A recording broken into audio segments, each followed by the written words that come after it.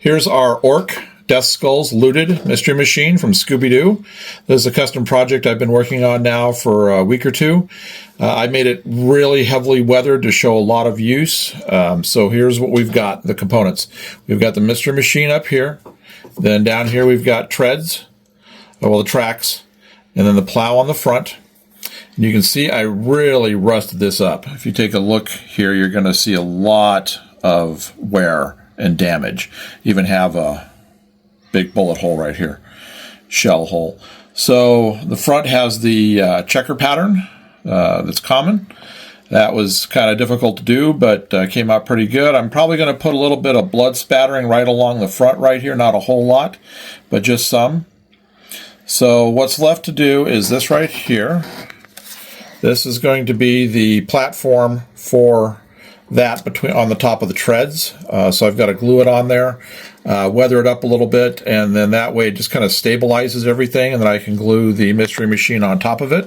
You can see I did the green and the blue, the original colors, but just really rusted it and weathered it down. I think it came out really good, showing some wear. The inside, you can see I continue the weathering into the interior. There's plenty of room in there.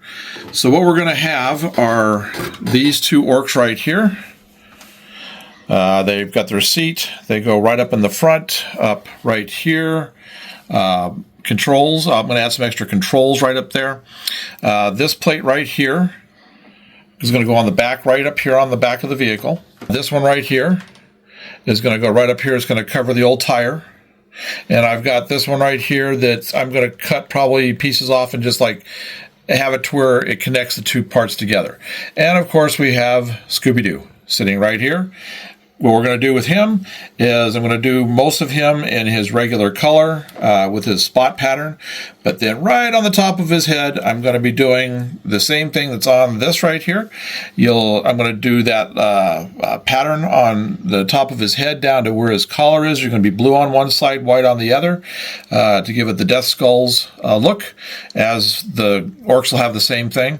We also have made up a bunch of boxes of Scooby snacks, which we're going to leave littered inside of the machine itself, so that obviously, you know, that's what Scooby always got bribed with, was Scooby snacks. To do, he'll do anything for that. So and the one orc that's right here, he's got his hand partially open. I'm going to go ahead and finish opening that up, and I'm going to put a box of Scooby snacks in his hand too.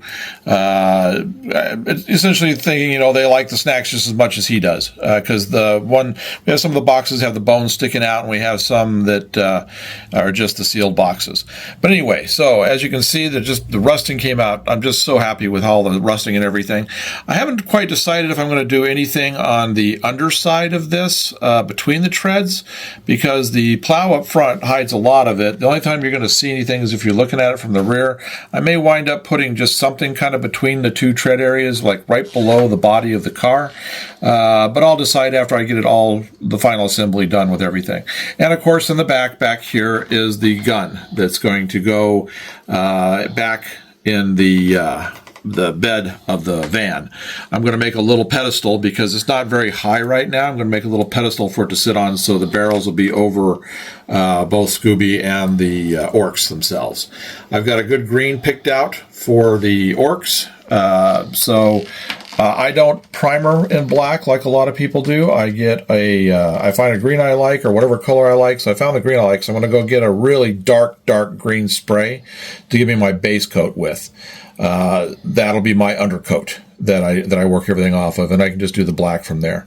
But anyway, if you look real close at some of these areas, you can really see the rust. If you look up here on the top, you can see where the old paint mixes in with the rust.